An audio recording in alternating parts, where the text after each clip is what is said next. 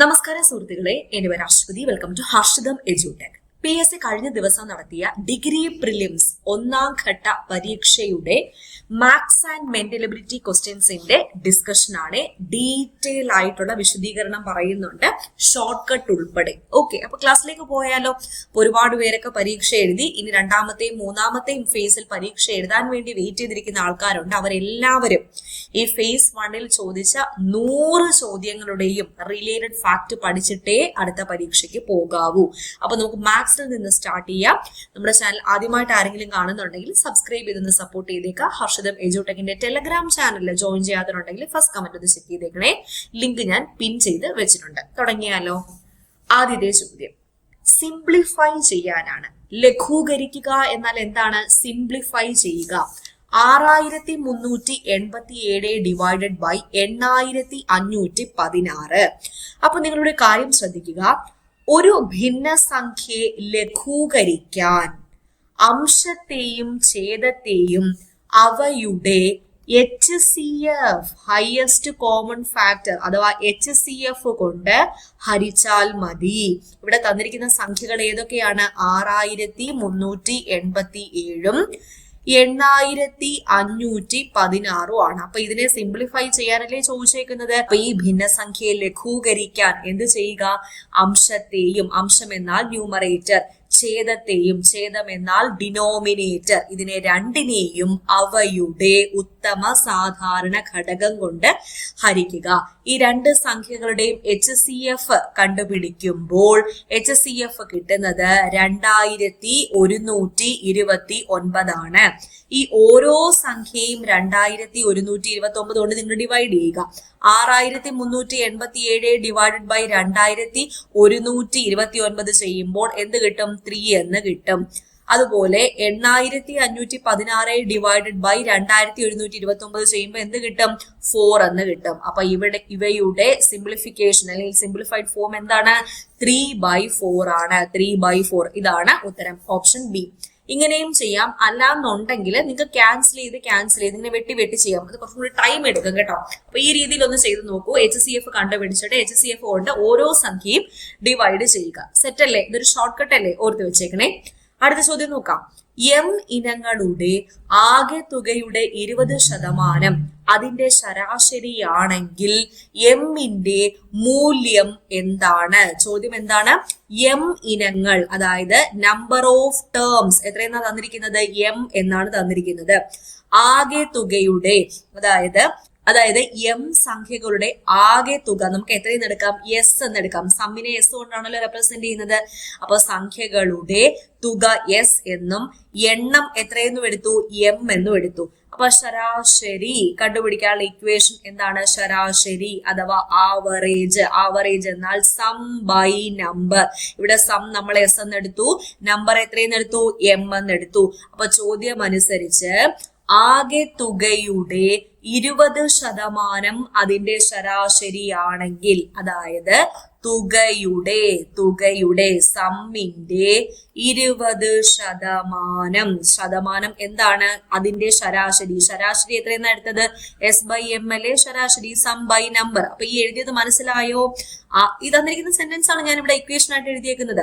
ആകെ തുക എന്നാൽ S-ന്റെ 20% ശരാശരി. അപ്പൊ ഒന്ന് ക്യാൻസൽ ചെയ്ത് ചെയ്യാം.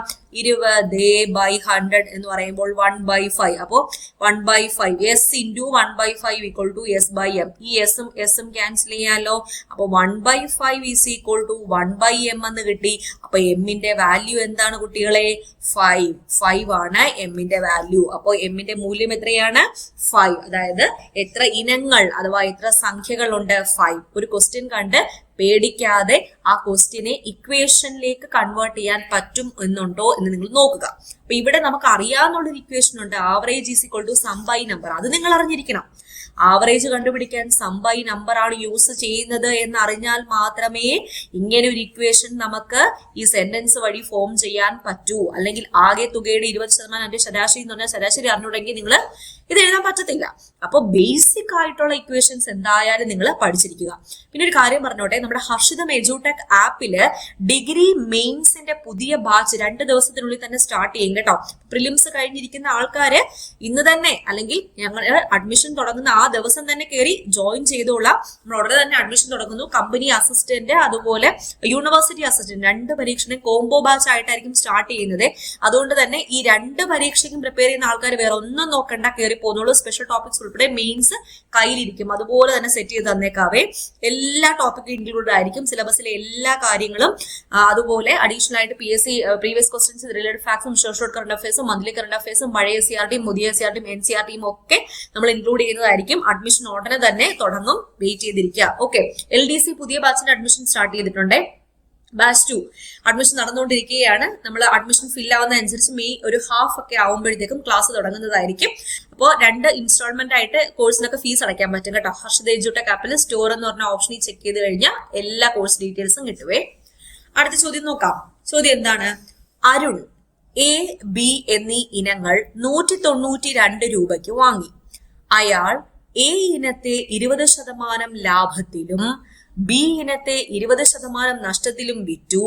അയാളുടെ ആകെ ലാഭം 8 രൂപയാണെങ്കിൽ A ഇനത്തിന്റെ വാങ്ങിയ വില എത്രയാണ്? ചോദ്യം മനസ്സിലായോ? അരുണിന്റെ കയ്യില് 2 സാധനങ്ങൾ ഉണ്ട്, A, B എന്നീ സാധനങ്ങൾ. ഈ ഇനങ്ങൾ എത്ര രൂപയ്ക്കാ വാങ്ങിയത്? 192 രൂപയ്ക്കാണ് വാങ്ങിയത്. അപ്പൊ ഈ രണ്ടും കൂടി 192 രൂപയ്ക്കല്ലേ വാങ്ങിയെന്ന് പറഞ്ഞത്. അപ്പൊ A പ്ലസ് B 192 രൂപ എന്നാണ് മീനിങ്. അപ്പൊ എയുടെ വില ഞാൻ X എന്നെടുത്താൽ ബിയുടെ വില എന്തായിരിക്കും പറഞ്ഞേ? എയുടെ വില X എന്നെടുത്ത ഇക്വേഷനിൽ ഇട്ട് നോക്കാം. Is equal to 192. അപ്പൊ ബിയുടെ വാല്യൂ എന്തായിരിക്കും? ബിയുടെ വില 192 മൈനസ് X ആയിരിക്കുമല്ലോ. അപ്പൊ എയുടെ വില Xും ബിയുടെ വില എന്തുവാ? 192 മൈനസ് Xുമാണ്. ഇനി അടുത്ത സെന്റൻസ് നോക്കിക്കേ. അയാൾ A ഇനത്തെ 20% ലാഭത്തിലാണ് വിറ്റത്. ബി എ 20% നഷ്ടത്തിലല്ലേ വിറ്റത്. അപ്പൊ എയിലുണ്ടായ ലാഭം എത്ര? X into 20%, that is 0.20x ആണ് എയിലുണ്ടായ ലാഭം. ബിയിലുണ്ടായ നഷ്ടം 20% നഷ്ടമല്ലേ. അപ്പൊ ബിയുടെ വില 192 minus X, 192 minus X into 20% എന്ന് പറയുമ്പോൾ 0.20 ഇൻറ്റു 192 മൈനസ് എക്സ് എന്ന് വരും. അപ്പൊ ബിയിലുണ്ടായ നഷ്ടം എന്ന് പറയുന്നത് 0.20 ഇൻറ്റു 192 മൈനസ് എക്സ് ആണ്. ഇനി ആകെ ലാഭം 8 രൂപ എന്ന് പറഞ്ഞിട്ടുണ്ട്. അയാള് ഒരെണ്ണം 20% ലാഭത്തിലും രണ്ടാമത്തത് 20% നഷ്ടത്തിലും വിറ്റപ്പോൾ അയാൾക്ക് ആകെ കിട്ടിയത് 8 രൂപ ലാഭമാണ്. അപ്പൊ അയാളുടെ ആകെ ലാഭം 8. എങ്ങനെ കിട്ടി? എയുടെ 20% ലാഭം മൈനസ് ബി നഷ്ടമല്ലേ, മൈനസ് 0.20 ഇൻറ്റു 192 മൈനസ് എക്സ് എന്ന് വരും. ഇനി നോക്കാം, നമുക്ക് ഈ 0.20 കൊണ്ട് ഈ ബ്രാക്കറ്റ് ഒന്ന് ഓപ്പൺ ചെയ്യുകയാണ്. ഈ 20 എക്സ് ഇവിടെ തന്നെ ഇട്ടു. ഇവിടെ ബ്രാക്കറ്റ് ഓപ്പൺ ചെയ്യുമ്പോൾ 0.20 ഇൻറ്റു 192 ചെയ്യുമ്പോഴത്തേക്കും മൈനസ് 38.4 എന്ന് വരും. ഈ മൈനസും കൂടെ എന്താവും? പ്ലസ് ആവും. പ്ലസ് 0.20 എക്സ് എന്ന് വരും കേട്ടോ. അപ്പൊ ഈ പ്ലസ് 0.20 എക്സും ഈ പ്ലസ് 0.20 എക്സും കൂടെ ആഡ് ചെയ്യുമ്പോഴത്തേക്കും 0.40 എക്സ് എന്ന് വരും. ഈ മൈനസ് 38.4 ഞാൻ ഇപ്പുറത്തേക്ക് കൊണ്ടുവന്ന ഇവിടെ 8 ഉണ്ടല്ലോ. അപ്പൊ 8 പ്ലസ് 38.4 എന്ന് വരും. അപ്പൊ എത്ര വരും? 46.4. 46.4 ഈസ് ഈക്വൽ ടു 0.40 എക്സ് എന്ന് വരും. അപ്പൊ എക്സിന്റെ വാല്യൂ എത്രയാണ്? 46.4 ഡിവൈഡഡ് ബൈ 0.40, ദാറ്റ് ഈസ് 116. അപ്പോ എ ഇനത്തിന് വാങ്ങിയ വില എക്സ് എന്ന് പറയുന്നത് എ ഇനത്തിന്റെ വാങ്ങിയ വിലയല്ലേ? നമ്മുടെ ചോദ്യം അത് തന്നെയല്ലേ? എ ഇനത്തിന്റെ വാങ്ങിയ വില എത്രയാണ്? 116 രൂപ. ഓപ്ഷൻ എ ആണ് ഉത്തരം. Option A. അപ്പൊ ഇത് എങ്ങനെയാ ചെയ്യുന്നതെന്ന് മനസ്സിലായോ? എയുടെ വില എക്സും എക്സ് ആണെങ്കിൽ ബിയുടെ വില എത്രയായിരിക്കും? 192 മൈനസ് എക്സ് ആയിരിക്കും. പിന്നെ നമ്മുടെ ചോദ്യത്തിലെ എ ഇനത്തെ 20% ലാഭത്തിൽ ബി ഇനത്തെ 20% നഷ്ടത്തിൽ വിറ്റു. അപ്പൊ എയിലുണ്ടായ ലാഭം 0.20 എക്സ്, ബിയിലുണ്ടായ നഷ്ടം എത്രയാണ്? 0.20 ഇൻറ്റു 192 മൈനസ് എക്സ്. രണ്ടും കൂടി അയാൾക്ക് ലാഭം 8 രൂപ കിട്ടി. അപ്പൊ അതിനെ ഇക്വേഷൻ ഫോം ചെയ്ത് എക്സിന്റെ വാല്യൂ കണ്ടുപിടിച്ചു. അപ്പൊ എക്സ് തന്നെയാണ് ചോദിച്ചിരിക്കുന്നത്. ഈ ഇനത്തിന്റെ വാങ്ങിയ വില തന്നെയല്ലേ ചോദിച്ചിരിക്കുന്നത്. അത് കിട്ടി 116 രൂപ. ഓക്കെ, അടുത്ത ചോദ്യം നോക്കിയാലോ. 5% വാർഷിക പലിശ നിരക്കിൽ 3 വർഷത്തെ നിക്ഷേപത്തിനു ശേഷം ഒരു നിശ്ചിത തുകയുടെ സംയുക്ത പലിശ ആ തുകയുടെ സാധാരണ പലിശയേക്കാൾ 61 രൂപ കൂടുതലാണ്. തുക കണ്ടെത്തുക. ഇവിടെ 3 വർഷത്തെ നിക്ഷേപത്തിന് ശേഷം എന്ന് തന്നിരിക്കുന്നത് കണ്ടോ. ഒരു നിശ്ചിത തുകയുടെ സംയുക്ത പലിശ എന്ന് പറയുമ്പോൾ കോമ്പൗണ്ട് ഇൻട്രസ്റ്റ് ആണ്. ആ തുകയുടെ സാധാരണ പലിശ, അതായത് സിമ്പിൾ ഇൻട്രസ്റ്റ്, അതിനേക്കാൾ 60 രൂപ കൂടുതൽ എന്ന് പറഞ്ഞാൽ അതിന്റെ ഡിഫറൻസ് ആണ് 61 രൂപ. അപ്പൊ 3 വർഷത്തെ ഡിഫറൻസ് നിങ്ങളൊരു ഇക്വേഷൻ പഠിച്ചിട്ടില്ലേ, അത് വേണം ഇവിടെ അപ്ലൈ ചെയ്യാൻ. ഏത് ഇക്വേഷൻ? 3 വർഷത്തേക്ക് കൂട്ടുപലിശയും അതായത് CIയും സാധാരണ പലിശയും SIയും തമ്മിലുള്ള വ്യത്യാസം കാണാൻ ഇക്വേഷൻ എന്താ പറയുള്ളാരെ? ഡിഫറൻസ് D = 3 വർഷത്തേതാണ് PR square divided by 100 square. PR square divided by 100 square into 300 plus R divided by 100. ഇത് നിങ്ങൾ പഠിച്ചിട്ടുണ്ടോ? ഇക്വേഷൻ പഠിച്ചിട്ടുണ്ടോ? 3 വർഷത്തെ കൂട്ടുപലിശയും സാധാരണ പലിശയും തമ്മിലുള്ള വ്യത്യാസം കാണാനുള്ള ഇക്വേഷൻ എന്താ? PR square divided by 100 square into 300 plus R divided by 100. ആ ഡിഫറൻസ് അല്ലേ ഇവിടെ 61 എന്ന് തന്നിരിക്കുന്നത്. രണ്ട് പലിശയെ, അതായത് സംയുക്ത പലിശ സാധാരണ പലിശയേക്കാൾ 61 രൂപ കൂടുതൽ എന്ന് വെച്ചാൽ അവയുടെ ഡിഫറൻസ് ആണ് 61. അപ്പൊ 61 is equal to P into, നമുക്ക് P അല്ലേ കണ്ടുപിടിക്കാനുള്ളത്, തുകയല്ലേ കണ്ടുപിടിക്കാനുള്ളത്. ഓക്കെ, P ഇൻറ്റു R എത്രയാ തന്നിരിക്കുന്നത്? 5. റേറ്റ് ഓഫ് ഇൻട്രസ്റ്റ് എത്രയാ തന്നിരിക്കുന്നത്? 5% ആണ് തന്നിരിക്കുന്നത്. അപ്പൊ ആറിന്റെ സ്ഥാനത്ത് 5 square divided by 100 square into 300 plus R എന്ന് പറയുമ്പോൾ 305 ഡിവൈഡഡ് ബൈ 100 എന്ന് വരും. ഓക്കെ, ഒന്ന് സോൾവ് ചെയ്ത് നോക്കിയാലോ. ഇവിടെ P into 25 divided by 100 into 100 cancel ചെയ്യാം. 1/4. അപ്പൊ 1/400 എന്ന് വരുവേ. into 305 divided by 100. ഇവിടെ നമുക്ക് ക്യാൻസൽ ചെയ്യുമ്പോഴത്തേക്കും 61/20 എന്ന് വരും. അപ്പൊ ഈ 61 കൂടെ ക്യാൻസൽ ചെയ്തേ. അപ്പൊ ബാക്കി എത്ര വരും? P is equal to ഇവിടെ 400 ഉണ്ട്. 400 into 20 എത്രയാണ്? 400 into 20 8000. അപ്പൊ Pയുടെ വാല്യൂ എത്രയാണ്? 8000 രൂപയാണ് തുക. കിട്ടിയോ? അപ്പൊ ചോദ്യം കാണുമ്പോൾ അറിയത്തില്ലല്ലോ, ഇത്രയും കൂടുതലാണ് എന്ന് തന്നിക്കുന്നുണ്ട്. 61 രൂപ കൂടുതലാണ്. ഡിഫറൻസ്, വ്യത്യാസം 61 എന്ന് കൊടുക്കുന്നതിന് പകരം 61 രൂപ കൂടുതലാണ് എന്ന് പറയുമ്പോൾ മനസ്സിലാക്കുക ഇതിന്റെ രണ്ടിന്റെയും കൂടെ ഡിഫറൻസ് ആണ് 61. ആ ഇക്വേഷൻ ചെയ്താൽ മാത്രം മതി. Pയുടെ വാല്യൂ ഡയറക്റ്റ് ചോദ്യമാണ്. ഓക്കെ, അടുത്ത ചോദ്യം നോക്കാം. 3 സംഖ്യകൾ തമ്മിലുള്ള അനുപാതം 2:3:4. അവയുടെ ആകെ തുക 27. ഗുണനഫലം ഡയറക്റ്റ് ചോദ്യമല്ലേ. 3 സംഖ്യകൾ തമ്മിലുള്ള അനുപാതം 2:3:4 ആണെങ്കിൽ സംഖ്യകൾ ഏതൊക്കെയാണെന്ന് പറഞ്ഞേ? 2x, 3x, 4x. അവയുടെ ആകെ തുക, അതായത് some 2x plus 3x plus 4x എത്രയെന്ന് തന്നിരിക്കുന്നത്? 27. That is 9x equal to 27. എക്സിന്റെ വാല്യൂ എത്രയാ? 27/93 എന്ന് വരും. ഇനി ഓരോ സംഖ്യയായിട്ട് കണ്ടുപിടിക്കാം. ആദ്യത്തെ സംഖ്യ 2x അല്ലേ, അപ്പൊ 2 into 3 that is 6. രണ്ടാമത്തെ സംഖ്യ എന്താ? 3 into 3 that is 9. മൂന്നാമത്തെ സംഖ്യ 4 into 3 that is 12. നമ്മുടെ ചോദ്യം അതാണോ? ചോദ്യം അതല്ല. സംഖ്യ മാത്രം കണ്ടുപിടിച്ചാൽ പോരാ, അവയുടെ ഗുണനഫലം that is മൾട്ടിപ്ലൈ ചെയ്തിട്ട് കണ്ടുപിടിക്കൂ. 6 into 9 into 12 എത്ര വരും? 648 എന്ന് വരും. ഓപ്ഷൻ ഡി ആണ് ഉത്തരം, 648. ഓക്കെ, സെറ്റ് ആണേ. അടുത്ത ചോദ്യം. ആനന്ദ് ബോലയുടെ 3 ഇരട്ടി നല്ല ജോലിക്കാരനാണ്. എഫിഷ്യൻസി ആണ് തന്നിരിക്കുന്നത്, കാര്യക്ഷമത അഥവാ എഫിഷ്യൻസി. ബോലയുടെ കാര്യക്ഷമത 1 യൂണിറ്റ് എന്നെടുത്താൽ, ബോലയുടെ കാര്യക്ഷമത 1 യൂണിറ്റ് എന്നെടുത്താൽ ആനന്ദിന്റെ കാര്യക്ഷമത എത്രയെന്ന് വരും? 3 ഇരട്ടി, ദാറ്റ് ഈസ് 3 എന്ന് വരും. അവർ ഒരുമിച്ച് ഒരു ജോലി 15 ദിവസം കൊണ്ട് തീർക്കും എന്ന് പറഞ്ഞു. അവർ ഒരുമിച്ച് ഒരു ദിവസം ജോലി ചെയ്താൽ 1+3 ദാറ്റ് ഈസ് 4 യൂണിറ്റ് വർക്ക് ചെയ്യാൻ പറ്റുമല്ലോ. അപ്പൊ 15 ദിവസം കൊണ്ട് അവർക്ക് ഒരുമിച്ച് ഒരു ജോലി ചെയ്ത് തീർക്കാൻ പറ്റും. എന്നാൽ 15 ദിവസം കൊണ്ട് അവർ ജോലി ചെയ്തു തീർക്കുന്നു. എന്നാൽ അവർ ചെയ്യുന്ന ആകെ ജോലി എത്രയായിരിക്കും?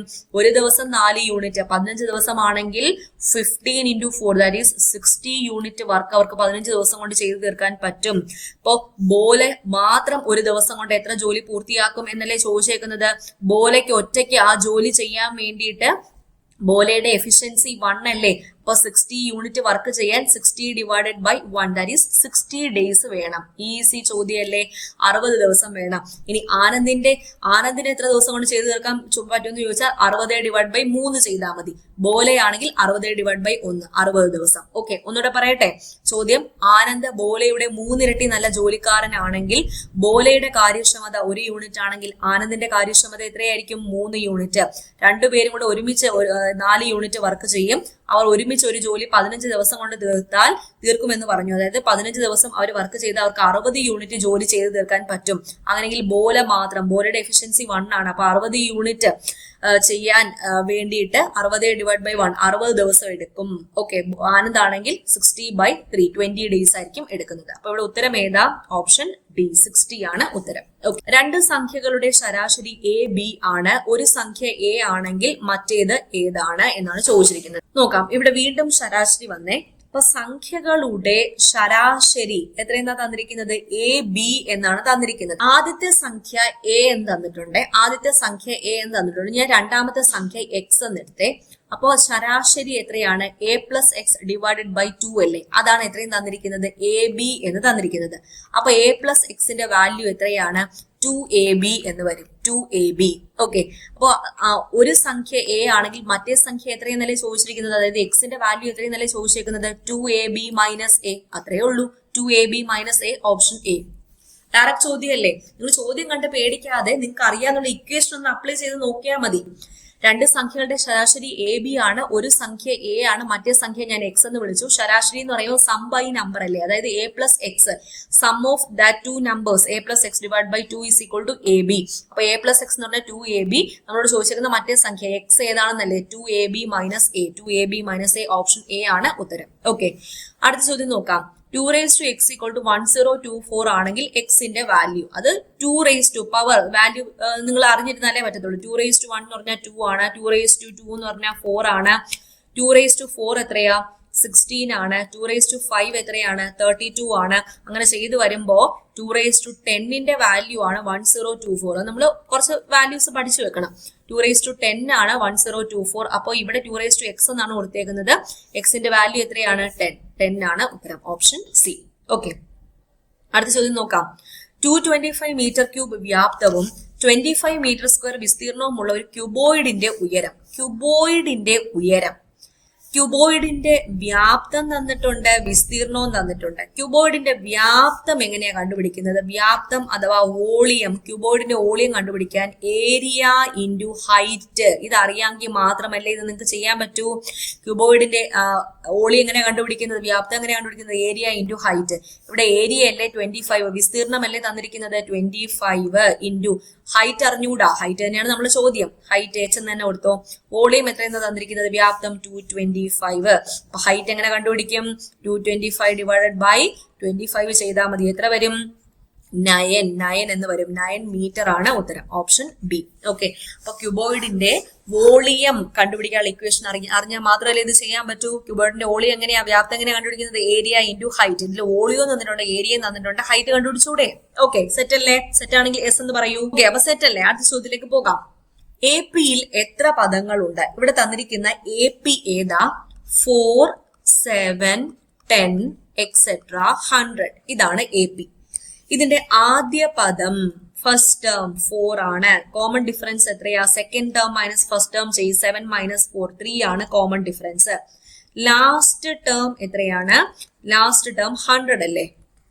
ലാസ്റ്റ് ടേം എത്രയാണ് 100. എത്ര പദങ്ങളുണ്ട്? നമ്പർ ഓഫ് ടേംസ് കണ്ടുപിടിക്കാനുള്ള ഇക്വേഷൻ എന്താണ്? Last term minus first term divided by common difference plus 1 ചെയ്താൽ മതി. Last term 100 minus first term 4 divide by common difference എത്രയാ? 3 plus 1. Okay, that is equal to 100 minus 4, 96. 96 divided by 3 ചെയ്യുമ്പോഴത്തേക്കും 32. 32 plus 1, 33. 33 പദങ്ങളാണ് ഉള്ളത്. Okay, option C ആണ്, 33 ആണ് ഉത്തരം. Direct ചോദ്യമാണ്. AP തന്നിട്ടുണ്ട്. അതിൽ number of terms last term minus first term divide by common difference plus 1. അടുത്ത ചോദ്യം, ഏതാണ് ഏറ്റവും വലുത്? 2^22 ആണോ? 2^2 ആണോ? 22^2 ആണോ? അതോ 222 ആണോ? ഓരോന്നിന്റെയും ഏകദേശ വില നോക്കിയാൽ 2^22 എന്ന് പറയുമ്പോൾ 2 × 2 × 2 × 2 × അങ്ങനെ 22 പ്രാവശ്യം പോകുന്നതാണ്. ഓക്കെ, 2^2 എന്ന് പറയുമ്പോഴത്തേക്കും ഇതിന്റെ മീനിങ് 2^4 എന്നാണ്. 2^4 എന്ന് വെച്ച് കഴിഞ്ഞാൽ 2 × 2 × 2 × 2 that is 16 അത്രേ ഉള്ളൂ. 22^2 എന്ന് പറഞ്ഞാൽ 22 × 22 അതിന്റെ വാല്യൂ എത്രയാ? 484. അടുത്ത 222. അപ്പൊ ഏതാ ഏറ്റവും വലുത്? 2^22. ഓപ്ഷൻ എ ആണ് ഉത്തരം. Option A. ഓക്കെ, അടുത്ത ചോദ്യം നോക്കാം. 1/4 plus 1/4 divided by 1/4 into 1/4 minus 1/4. Board mass വെച്ച് വേണം ചെയ്യാൻ. ബോർഡ് മാസില് BOD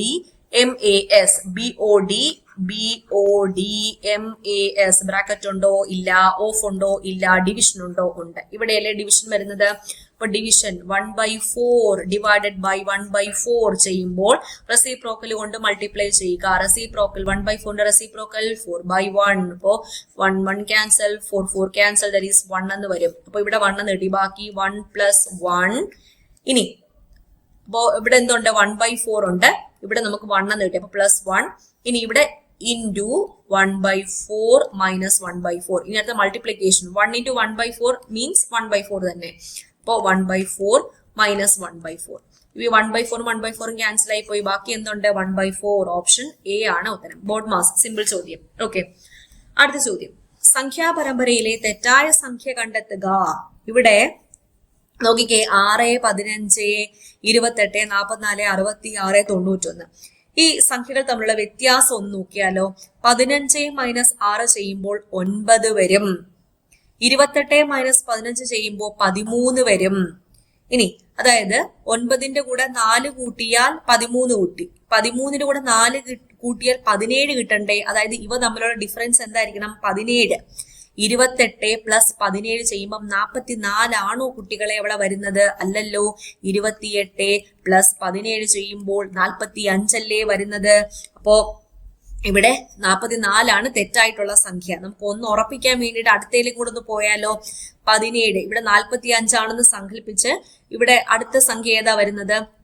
ഇവിടെ 4 ഡിഫറൻസ് ആവുമ്പോഴത്തേക്കും 21 അല്ലേ വരുന്നത്. അപ്പോ ഈ 45ന്റെ കൂടെ 21 ആഡ് ചെയ്യുമ്പോഴത്തേക്കും 66. കറക്റ്റ്, 66 തന്നെ. അടുത്ത സംഖ്യ 4 ഡിഫറൻസിൽ ഏതാ വരുന്നത്? 25 ആണ് വരുന്നത്. 66ന്റെ കൂടെ 25 ആഡ് ചെയ്തേ എത്ര വരും? 91. അപ്പൊ കിട്ടി. ഇവിടെ തെറ്റായിട്ടുള്ള പുള്ളി ആര് തന്നെയാണ്? 44. ഇവിടെ 45 ആണ് വരാനുള്ളത്. ഓക്കെ, അടുത്ത ചോദ്യം നോക്കാം. ഇൻറ്റു, മൈനസ് എന്നീ ചിഹ്നങ്ങളും 2, 5 എന്നീ സംഖ്യകളും പരസ്പരം മാറ്റി എഴുതുമ്പോൾ താഴെ പറയുന്നവയിൽ ഏത് സമവാക്യമാണ് ശരിയാകുന്നത്? ഇവിടെ 1 മാത്രമാണ് ഉത്തരം. നിങ്ങൾ രണ്ടും ചെക്ക് ചെയ്ത് നോക്കുക. ഇത് മാത്രമേ കറക്റ്റ് ആയിട്ട് കിട്ടത്തുള്ളൂ. നോക്കാം, ഇവിടെ തന്നിരിക്കുന്നത് 10 ഉണ്ട്. ഈ 2ഉം 5ഉം എന്ത് ചെയ്യുക? അങ്ങോട്ടും ഇങ്ങോട്ടും മാറ്റാൻ പറഞ്ഞല്ലേ. അപ്പൊ 2ന്റെ സ്ഥാനത്ത് 5 കൊണ്ടുവരിക, 5ന്റെ സ്ഥാനത്ത് 2 കൊണ്ടുവരിക, ബാക്കി സംഖ്യകളെല്ലാം അതുപോലെ എഴുതുക. ഇൻറ്റു, മൈനസും മാറ്റുക. അപ്പൊ ഡിവൈഡഡ് ബൈ മാറ്റണ്ട. ഇൻറ്റു മാറ്റി അവിടെ എന്താക്കുക? മൈനസ് ആക്കുക. മൈനസ് മാറ്റി അവിടെ എന്താക്കുക? ഇൻറ്റു ആക്കുക. ബാക്കി എല്ലാം അതുപോലെ. ഇനി നമുക്ക് ചെയ്ത് നോക്കാം. ബോർഡ് മാസ് തന്നെ അപ്ലൈ ചെയ്യുക. 10 ഡിവൈഡ് ബൈ 5 2 എന്ന് വരും. മൈനസ് 3 പ്ലസ് 2 × 6 12 എന്ന് വരും. ഓക്കെ, അപ്പൊ -1 + 12 എത്ര വരും? 11. ഓക്കെ, സമവാക്യം ശരിയാവുന്നത് 11 ആദ്യത്തേതാണേ. ആദ്യത്തെ ശരിയാണ്. രണ്ടാമത് ചെയ്യുമ്പോഴത്തേക്കും തെറ്റായിട്ട് കിട്ടും കേട്ടോ. അപ്പൊ 1 മാത്രമാണ് ശരി. അടുത്ത ചോദ്യം നോക്കാം. സണ്ണിനെ HFM എന്നും സ്റ്റാറിനെ HGZI എന്നും കോഡ് ചെയ്താൽ ഗാലക്സി എന്ന വാക്കൊന്ന് ഡീകോഡ് ചെയ്യാം. ഇവിടെ എന്താണ്? ഇവിടെ ചെയ്തേക്കുന്നവര് അക്ഷരമാലയിലെ വിപരീത അക്ഷരങ്ങളാണ് യൂസ് ചെയ്തിരിക്കുന്നത്. ഓപ്പോസിറ്റ് അക്ഷരങ്ങൾ. ഓപ്പോസിറ്റ് അക്ഷരം എന്ന് പറഞ്ഞാൽ എയുടെ ഓപ്പോസിറ്റ് ഇസഡ്, ബിയുടെ ഓപ്പോസിറ്റ് വൈ, സിയുടെ ഓപ്പോസിറ്റ് ഏതാണ് എക്സ്, അങ്ങനെയാണ് വന്നിരിക്കുന്നത്. അപ്പോ സണ്ണ് എന്ന് എഴുതുമ്പോൾ എസിന്റെ ഓപ്പോസിറ്റ് എച്ച് ആണ്, യുവിന്റെ ഓപ്പോസിറ്റ് എഫ് ആണ്, ഇനി എന്നിന്റെ ഓപ്പോസിറ്റ് എന്താണ് എം. നമ്മളോട് ചോദിച്ചിരിക്കുന്ന ഗാലക്സി. നിങ്ങൾ എഴുതി നോക്കിയാൽ മതി ജസ്റ്റ് കേട്ടോ. അതായത് ABCD ഇവിടെ എം വരെ എഴുതുക, എൻ എഴുതുക, പിന്നെ ഇങ്ങോട്ട് അങ്ങനെ എഴുതുക. അപ്പൊ ഓപ്പോസിറ്റ് വരുന്ന എടുത്തങ്ങ് എഴുതിയാൽ മതി. അങ്ങനെ എടുക്കുമ്പോഴത്തേക്കും ജിയുടെ ഓപ്പോസിറ്റ് ടി ആണ് വരുന്നത്. ഇവിടെ ഇസഡ്, എല്ലിന്റെ ഓപ്പോസിറ്റ് ഒ വരും, എയുടെ ഓപ്പോസിറ്റ് ഇസഡ് വരും, എക്സിന്റെ ഓപ്പോസിറ്റ് സി വരും, വൈയുടെ ഓപ്പോസിറ്റ് ബി വരും. ഏതാണ്? ഓപ്ഷൻ എ ആണ് ഉത്തരം. TZOZCB. ഓക്കെ, അടുത്ത ചോദ്യം. ഒരു പുരുഷന്റെ ഛായാചിത്രത്തിലേക്ക് നോക്കി അരുൺ പറഞ്ഞു. അപ്പൊ അരുണാണ് പറഞ്ഞത്.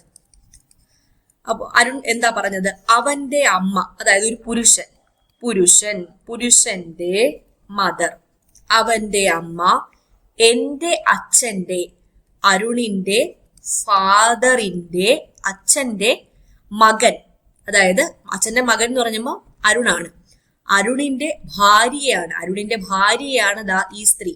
ഓക്കെ, അപ്പൊ ആ സ്ത്രീയുടെ മോനല്ലേ ഈ പുരുഷൻ, സ്ത്രീയുടെ മോനാണ് ഈ പുരുഷൻ. അപ്പോ അരുണും ആ സ്ത്രീയും ഭാര്യ ഭർത്താക്കന്മാരാണെങ്കിൽ അരുണിന്റെ ആരായിരിക്കും ആ പുരുഷൻ? അരുണിന്റെ മോൻ തന്നെയല്ലേ, അവന്റെ മകൻ. ഈസി ചോദ്യം. ഓക്കെ, അവന്റെ മകനാണ് ഉത്തരം. അപ്പോ ഒരു പുരുഷന്റെ ഛായാചിത്രത്തിലേക്ക്, അതായത് സ്വന്തം മോന്റെ ഛായാചിത്രത്തിലോട്ട് നോക്കിയിട്ടാണ് അരുൺ പറയുന്നത് അവന്റെ അമ്മ എന്റെ അച്ഛന്റെ മോൻ എന്ന് പറഞ്ഞാൽ അരുൺ തന്നെയാണ്, അരുണിന്റെ ഭാര്യയാണ് അവന്റെ അമ്മ. അപ്പൊ അവൻ അരുണിന്റെ മോനാണ്, അവന്റെ മകൻ. ഓക്കെ, അരുണിന്റെ മകനാണ് ആ പയ്യൻ. ഓക്കെ, അടുത്ത ചോദ്യം. തിങ്കളാഴ്ച രാവിലെ 7:40 ശരിയായി സെറ്റ് ചെയ്ത ഒരു ക്ലോക്ക് ഓരോ മണിക്കൂറിലും 10 മിനിറ്റ് വീതം അധികമായി ഓടുന്നുവെങ്കിൽ ചൊവ്വാഴ്ച രാവിലെ 11:10 ഈ ക്ലോക്ക് കാണിക്കുന്ന സമയം എത്രയായിരിക്കും? അപ്പോൾ തിങ്കളാഴ്ചത്തെ കാര്യമാണ് തന്നിരിക്കുന്നത്. തിങ്കളാഴ്ച 7:40 ശരിയായി സെറ്റ് ചെയ്തു. ചൊവ്വാഴ്ച 11:10 എത്ര സമയം കാണിക്കുമെന്നല്ലേ ചോദിച്ചേക്കുന്നത്. അപ്പോൾ തിങ്കളാഴ്ച 7:40 മുതൽ, രാവിലെ 7:40 മുതൽ ചൊവ്വാഴ്ച രാവിലെ 7:40 വരെ എത്ര സമയമായിരിക്കും? 24 മണിക്കൂർ അല്ലേ? 24 മണിക്കൂർ. ഓക്കെ, അതവിടെ നിൽക്കട്ടെ. ഇനി ചൊവ്വാഴ്ച 7:40 മുതൽ 11:10 വരെ എത്ര സമയമായിരിക്കും? എത്ര മണിക്കൂറായിരിക്കും? 3 മണിക്കൂറും 30 മിനിറ്റും. 3 മണിക്കൂറും 30 മിനിറ്റും. അപ്പൊ ആകെ സമയം എത്രയാണ്? 24 മണിക്കൂർ പ്ലസ് 3 മണിക്കൂറും 30 മിനിറ്റും അല്ലെ ആകെ സമയം? 24 മണിക്കൂർ പ്ലസ് 3 മണിക്കൂറും 30 മിനിറ്റ്, അതായത് 27.5 അല്ലെങ്കിൽ 27.5 മണിക്കൂറാണ്. ഓക്കെ, ഇത്രയാണ് ആകെ സമയം. ഇനി ക്ലോക്ക് എത്ര മിനിറ്റ് അധികമായി ഓടി എന്ന് കണക്കാക്കാൻ വേണ്ടിയിട്ടല്ലേ പറഞ്ഞേക്കുന്നത്. ഓരോ മണിക്കൂറിലും 10 മിനിറ്റ് വീതം ഓടുന്നു എന്ന് പറഞ്ഞു. അപ്പോ 27.5 മണിക്കൂറിൽ എത്ര മിനിറ്റ്? ഓരോ മണിക്കൂറിലും 10 മിനിറ്റ് ആണെങ്കിൽ 27.5 മണിക്കൂറിൽ 27 × 10 ദാറ്റ് ഈസ് എത്രയാണ്? 275 മിനിറ്റ് ആയിരിക്കും അധികം ഓടുന്നത്. 275 മിനിറ്റിനെ നമ്മൾ മണിക്കൂറിൽ ഒന്ന് കണക്കാക്കിയാൽ 275 ÷ 60 ചെയ്താൽ എത്ര വരും? 4 മണിക്കൂർ 30 മിനിറ്റ് എന്ന് വരും. 4 മണിക്കൂർ 35 മിനിറ്റ് എന്ന് വരും. 4 മണിക്കൂർ 35 മിനിറ്റ്. അപ്പോ ചൊവ്വാഴ്ച രാവിലെ 11:10 ഈ ക്ലോക്ക് കാണിക്കുന്ന സമയം എത്രയായിരിക്കും? ഈ 11:10 കൂടെ 4 മണിക്കൂർ 35 മിനിറ്റ് ആഡ് ചെയ്താൽ മതി. 11:10 കൂടെ 4 മണിക്കൂർ 35 മിനിറ്റ് ആഡ് ചെയ്യുമ്പോഴത്തേക്കും എത്ര വരും എന്ന് നോക്കിക്കേ. 15:45. 15 എന്ന് പറയുമ്പോഴത്തേക്കും 3 മണിയാണ്. 3 മണി 45 PM. 3:45 PM ആണ് ക്ലോക്ക് കാണിക്കുന്ന സമയം. 3:45 PM. ഓക്കെ, അപ്പൊ ഇത്രേ ചെയ്തുള്ളൂ. തിങ്കളാഴ്ച മുതൽ ചൊവ്വാഴ്ച വരെ 7:40 മുതൽ 7:40 വരെ 24 മണിക്കൂറുണ്ട്. ചൊവ്വാഴ്ച 7:40 മുതൽ 11:10 വരെ എത്ര സമയം ഉണ്ടെന്ന് കണ്ടുപിടിക്കുക. എന്നിട്ട് അതിനെ മണിക്കൂറിലേക്ക് ടോട്ടൽ അവേഴ്സ് എടുത്തതിന് ശേഷം എന്ത് ചെയ്യുക? മണിക്കൂറിലേക്ക് കൺവേർട്ട് ചെയ്തിട്ട് ആ സമയത്തിന്റെ കൂടെ ആഡ് ചെയ്താൽ മാത്രം മതി കേട്ടോ. അടുത്ത ചോദ്യം. ഇന്ന് തിങ്കളാഴ്ചയാണ്. 61 ദിവസങ്ങൾക്ക് ശേഷം ഏത് ദിവസമായിരിക്കും? ഒരാഴ്ചയിൽ എത്ര ദിവസം ഉണ്ട്? 7 ദിവസമാണല്ലോ. അതുകൊണ്ട് നൽകിയിരിക്കുന്ന ദിവസത്തെ 7 കൊണ്ട് ഹരിക്കണം. 61 ÷ 7 ചെയ്യുമ്പോഴത്തേക്കും എത്ര വരും? അതിന്റെ ശിഷ്ടം 5 എന്ന് വരും. റിമൈൻഡർ എത്ര വരും? 56. 5 എന്ന് വരും. റിമൈൻഡർ 5 എന്ന് വരും. അപ്പൊ ഇന്ന് തിങ്കളാഴ്ച ആയതുകൊണ്ട് തിങ്കളാഴ്ചയിൽ നിന്ന് 5 ദിവസം എണ്ണുമ്പം ചൊവ്വ, ബുധൻ, വ്യാഴം, വെള്ളി, ശനിയാഴ്ചയാണ് ഉത്തരം. ഓക്കെ, അപ്പോൾ ഇന്ന് തിങ്കളാഴ്ചയാണ്. 61 ദിവസങ്ങൾക്ക് ശേഷം ഏത് ദിവസമായിരിക്കും എന്ന് ചോദിച്ചാൽ 61നെ 7 കൊണ്ട് ഡിവൈഡ് ചെയ്യുക. റിമൈൻഡർ കണ്ടുപിടിച്ച് തിങ്കളാഴ്ചയുടെ കൂടെ ആഡ് ചെയ്താൽ മതിയേ. അടുത്ത ചോദ്യം, സഞ്ജു കിഴക്ക് ദിക്കിന് അഭിമുഖമായിട്ടാണ് നിൽക്കുന്നത്. കിഴക്കോട്ട് നോക്കിയാണ് നിൽക്കുന്നത്. എന്നിട്ട് 4 മീറ്റർ മുന്നോട്ട് നടന്നു. അപ്പൊ 4 മീറ്റർ കിഴക്കോട്ട് അവൻ നടന്നു. എന്നിട്ട് വലത്തോട്ട് തിരിഞ്ഞ് എത്ര മീറ്റർ നടന്നു? 3 മീറ്റർ. വീണ്ടും വലത്തോട്ട് തിരിഞ്ഞ് 4 മീറ്റർ. അതിനുശേഷം പുറകോട്ട് തിരിഞ്ഞ്, അതായത് ഇങ്ങോട്ട് ഫ്രണ്ടിലോട്ട് പോവായിരുന്നു, ബാക്കിലോട്ട് തിരിയുമ്പോൾ അവൻ ഏത് ദിക്കിനെ അഭിമുഖമായിട്ട്, ഇങ്ങോട്ടല്ലേ നിന്നത്, ഇങ്ങോട്ട് തിരിഞ്ഞ ഏത് ദിക്കിനെ അഭിമുഖമായിട്ടായിരിക്കും നിൽക്കുന്നത്? അങ്ങോട്ടെന്ന് പറയുമ്പോൾ കിഴക്കോട്ട് തന്നെ. ഇത് ഈസ്റ്റ് അല്ലേ? East direction. ഓക്കെ, ഈസ്റ്റ് ആണ് ഉത്തരം. അപ്പൊ കിഴക്കിനെ അഭിമുഖമായിട്ട് നടന്നു 4 മീറ്റർ, ദെൻ വലത്തോട്ട് നടന്നു, പിന്നെയും വലത്തോട്ട് 4 മീറ്റർ നടന്നു, എന്നിട്ട് വീണ്ടും പുറകോട്ട് തിരിഞ്ഞു. വലത്തോട്ട് തിരിയുമ്പോൾ ഇങ്ങോട്ടായിരുന്നു പോയിക്കൊണ്ടിരുന്നത്, പുറകോട്ട് തിരിയുമ്പോൾ ഇങ്ങോട്ട്. അപ്പൊ ഈസ്റ്റിലേക്കാണ് അവൻ നിൽക്കുന്നത്. അടുത്ത ചോദ്യം വീണ്ടും കോഡാണ്, കോഡിംഗ് ഡീകോഡിംഗ്. KARZXEF എന്നത് കോഡ് ചെയ്തിട്ടുണ്ട്. അടുത്ത ഒരു കോഡും തന്നിട്ടുണ്ട്. അങ്ങനെയെങ്കിൽ WRAEKFന്റെ കോഡ് എന്താണ്? ഇവിടെ ഓരോ അക്ഷരത്തിനും നേരെ എഴുതിയേക്കുന്ന നോക്കിക്കേ, സിമ്പിൾ ആയിട്ടുള്ളതാ. കെയുടെ നേരെ 8, എയുടെ നേരെ 5, ഇവിടെയും എയുടെ നേരെ 5 തന്നെയല്ലേ? ഓക്കെ. എഫിന്റെ നേരെ 2, ഇവിടെയും എഫിന്റെ നേരെ എന്താണ് കൊടുത്തിരിക്കുന്നത്? 2 തന്നെ. അപ്പൊ അതിന് നേരെയുള്ള ആൽഫബറ്റ്, ഓരോ ആൽഫബറ്റിനും നേരെയുള്ള നമ്പർ എടുത്ത് എഴുതിയാൽ മതി. ഡബ്ല്യു ദാ ഇവിടെ 3ാമത്തതാണ്. അപ്പൊ ഇവിടുത്തെ 3ാമത്തെ എടുക്കുക 7. R ഇവിടെ 3ാമത്തെ, ഇവിടുത്തെ 3ാമത്തെ എടുക്കുക 0. എ എത്രയാണ്? 5. ഇ എത്രയാ? 4. കെ എത്രയാ? 8. എഫ് എത്രയാ? 2. അപ്പോ 705482. ഓപ്ഷൻ ഡി ആണ് ഉത്തരം. 705482. ഓക്കെ, അപ്പൊ ഇത്രയാണ് ഈ പരീക്ഷയ്ക്ക് ചോദിച്ച 20 ചോദ്യങ്ങൾ. അപ്പോ അത്ര ഡിഫിക്കൽട്ട് ഒന്നും ആയിരുന്നില്ല. എങ്കിൽ കൂടി ചിന്തിക്കേണ്ട 1-2 ചോദ്യം അത്രേ ഉള്ളൂ. എന്നിരുന്നാലും ഈ മാത്സ് നല്ല എളുപ്പം തന്നെയായിരുന്നു. നിങ്ങൾക്ക് ഒരു 18-19 മാർക്ക് എങ്ങനെ പോയാലും വാങ്ങാൻ പറ്റും കേട്ടോ. അപ്പോൾ ഏതൊക്കെ ഏരിയാസിൽ നിന്നാണ് ഈ ഒരു പരീക്ഷയ്ക്ക് മാത്സ് ആൻഡ് മെന്റബിലിറ്റി ചോദ്യങ്ങൾ വന്നതെന്ന് മനസ്സിലാക്കുക. ആ ഏരിയാസ് കൂടുതലായിട്ടും എടുത്തു വെച്ച് പഠിച്ചോണം. ഓക്കെ, അപ്പൊ അടുത്ത ക്ലാസ്സിൽ വീണ്ടും കാണാം. വീഡിയോ ഇഷ്ടപ്പെട്ടാൽ നിങ്ങളുടെ ലൈക്ക് ഞാൻ പ്രതീക്ഷിക്കുന്നുണ്ട്. God bless you all. Thank you.